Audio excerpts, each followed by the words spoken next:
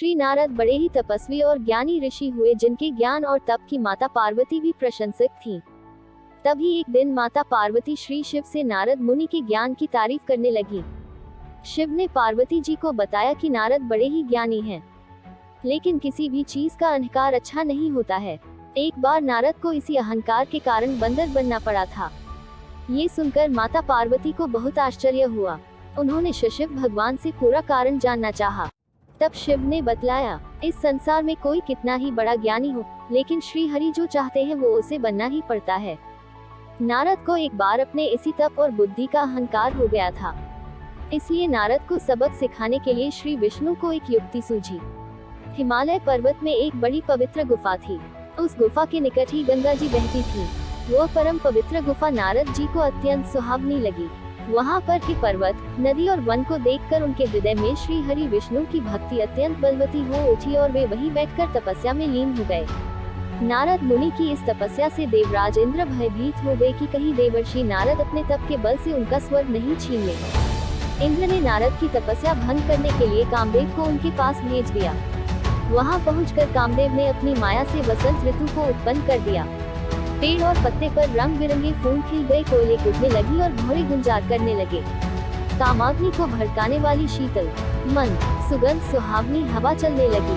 ब्रह्मा आदि अप्सराएं नाचने लगी, किंतु कामदेव की किसी भी माया का नारद मुनि पर कुछ भी प्रभाव नहीं पड़ा। तब कामदेव को डर सताने लगा कि कहीं नारद मुझे शाप न दे दे, इसलिए उन्होंने नारद मुनि से क्षमा मांग ली। नारद मुनि को थोड़ा भी क्रोध नहीं आया और उन्होंने कामदेव को क्षमा कर दिया। कामदेव वापस अपने लोक में चले गए। कामदेव के चले जाने पर नारद मुनि के मन में अहंकार हो गया कि मैंने कामदेव को जीत लिया। वहां से वे शिव जी के पास चले गए और उन्हें अपने कामदेव को हारने का हाल कह सुनाया। भगवान शिव समझ गए कि नारद को अहंकार हो गया है। शंकर जी ने सोचा कि यदि इनके अहंकार की बात विष्णु जी जान गए तो नारद के लिए अच्छा नहीं होगा, इसलिए उन्होंने नारद से कहा कि तुमने जो बात मुझे बताई है उसे श्री हरि को मत बताना। नारद जी को शिव जी की यह बात अच्छी नहीं लगी। उन्होंने सोचा कि आज तो मैंने कामदेव को हराया है और ये भी किसी को नहीं बताऊं। नारद जी क्षीरसागर पहुंचे गए और शिव जी के मना करने के बाद भी सारी कथा उन्हें सुना दी। भगवान विष्णु समझ गए कि आज तो नारद को अहंकार ने घेर लिया है। अपने भक्त के अहंकार को वे सह नहीं पाते, इसलिए उन्होंने अपने मन में सोचा कि मैं ऐसा उपाय करूंगा कि नारद का घमंड भी दूर हो जाए और मेरी लीला भी चलती रहे। नारद जी जब श्री विष्णु से विदा होकर चले तो उनका अभिमान और भी बढ़ गया। इधर श्री हरि ने अपनी माया से नारद जी के रास्ते में एक बड़े ही सुंदर नगर को बना दिया। उस नगर में शीलनिधि नाम का वैभवशाली राजा रहता था। उस राजा की विश्व मोहिनी नाम की बहुत ही सुंदर बेटी थी, जिसके रूप को देखकर लक्ष्मी भी मोहित हो जाएं। विश्व मोहिनी स्वयंवर करना चाहती थी, इसलिए कई राजा उस नगर में आए हुए थे। नारद जी उस नगर के राजा के यहाँ पहुँचे तो राजा ने उनका पूजन करके उन्हें आसन पर बैठाया। फिर उनसे अपनी कन्या की हस्तरेखा देखकर उसके गुण दोष बताने के लिए कहा।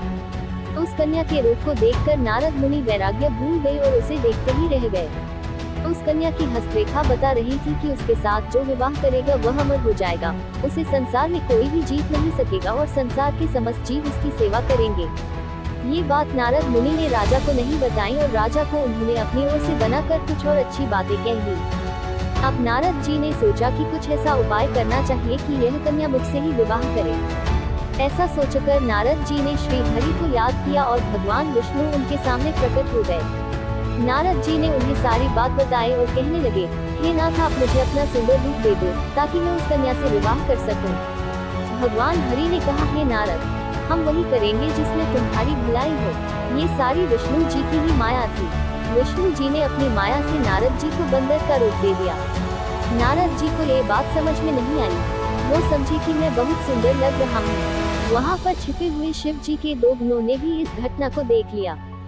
ऋषिराज नारद तत्काल विश्व मोहिनी के स्वयंवर में पहुंच गए और साथ ही शिव जी के वे दोनों गण भी ब्राह्मण का रूप बनाकर वहां पहुंच गए। वे दोनों गण नारद जी को सुनाकर कहने लगे कि भगवान ने इन्हें इतना सुंदर रूप दिया है कि राजकुमारी सिर्फ इन पर ही रीझेगी।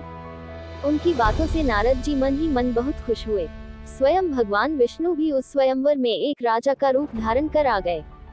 विश्व मोहिनी ने कुरूप नारद की तरफ देखा भी नहीं और राजा रूपी विष्णु के गले में वरमाला डाल दी। मोह के कारण नारद मुनि की बुद्धि नष्ट हो गई थी।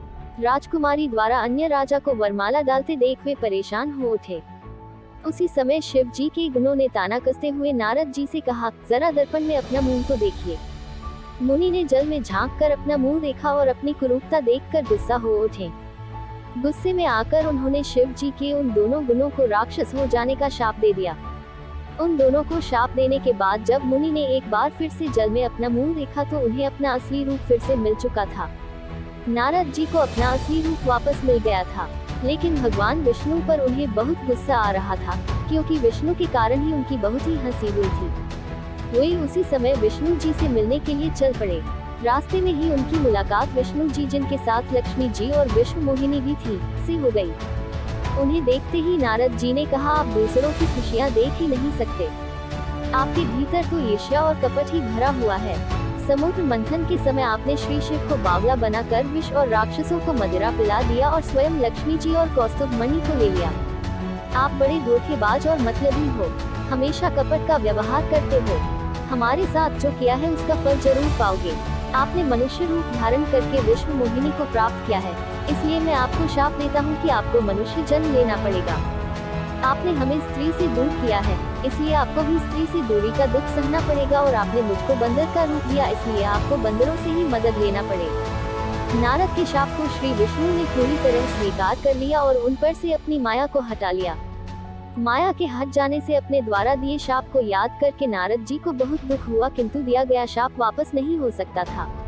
इसीलिए श्री विष्णु को श्री राम के रूप में मनुष्य बनकर अवतरित होना पड़ा। शिव जी के उन दोनों गुणों ने जब देखा कि नारद अब माया से मुक्त हो चुके हैं, तो उन्होंने नारद जी के पास आकर और उनके चरणों में गिरकर कहा, हे मुनिराज, हम दोनों शिव जी के गण हैं। हमने बहुत बड़ा अपराध किया है, जिसके कारण हमें आपसे शाप मिल चुका है। अब हमें अपने शाप से मुक्त करने की कृपा करें। नारद जी बोले, मेरा शाप झूठा नहीं हो सकता, इसलिए तुम दोनों रावण और कुंभकर्ण के रूप में महान ऐश्वर्यशाली, बलवान तथा तेजवान राक्षस बनोगे और अपनी भुजाओं के बल से पूरे विश्व पर विजय प्राप्त करोगे। उसी समय भगवान विष्णु राम के रूप में मनुष्य शरीर धारण करेंगे। युद्ध में तुम दोनों उनके हाथों से मारे जाओगे और तुम्हारी मुक्ति हो जाएगी। Please like, share, comment and subscribe my channel. Thanks for watching.